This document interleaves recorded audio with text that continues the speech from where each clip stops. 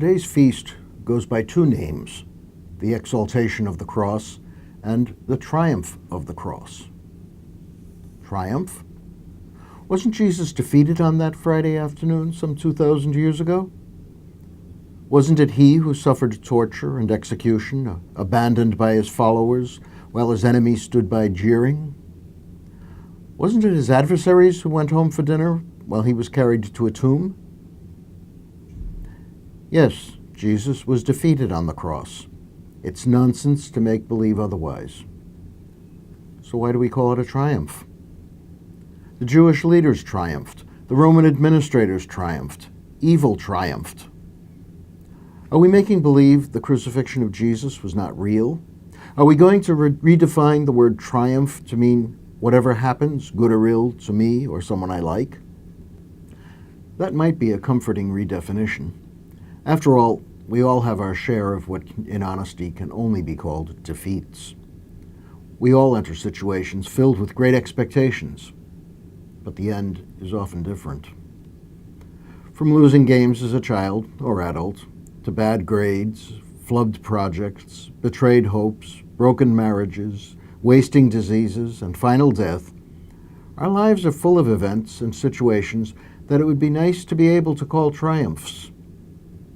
Failure is so much a part of our lives that the writer Robert Louis Stevenson said, "Our business in this life is not to succeed, but to continue to fail in good spirits."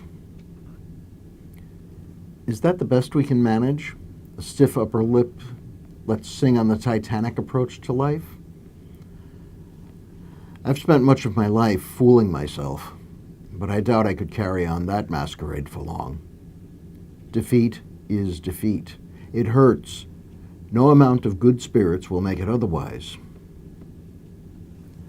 Perhaps this feast calls us to take a new look at what we consider to be success and failure. We know that the cross of Jesus was real defeat, but at the same time, we proclaim it as triumph. Could the same be true of other defeats, our own defeats as well? How might failure be a triumph in my life? The Japanese have a saying, "Nanakorobi yaoki," fall down 7 times, get up 8. Failure can be a spur to increased efforts that may eventually lead to triumph of some sort. But what if the 8th, 9th, and 10th efforts are all failures? Effort is no guarantee of success. Another Japanese saying is "Kanashii toki no kamidanomi," calling on the gods when one is suffering. Failure can move me to prayer, to reliance upon God. When all my efforts have failed, when it seems there is no hope, when my dreams are nailed to a cross, then I might turn to God. In that sense, defeat becomes victory, because anything that draws me to God is good. This is true, but not inevitable. We've all seen people who've been driven from God and others by defeat. The anguish parents feel when they see their child suffer may draw them to prayer. It can also drive them to hate God. So, whatever triumph there is in the cross is not to be found in possible minor victories over suffering. There must be something about the cross itself that is triumph. Its triumph does not come later, after the suffering is over. The Church has always said it was the cross of Jesus, not his empty tomb, that saves. One of the key messages of the biblical prophets is that God suffers. God is heartbroken over what people do to one another and to themselves when they abandon true faith.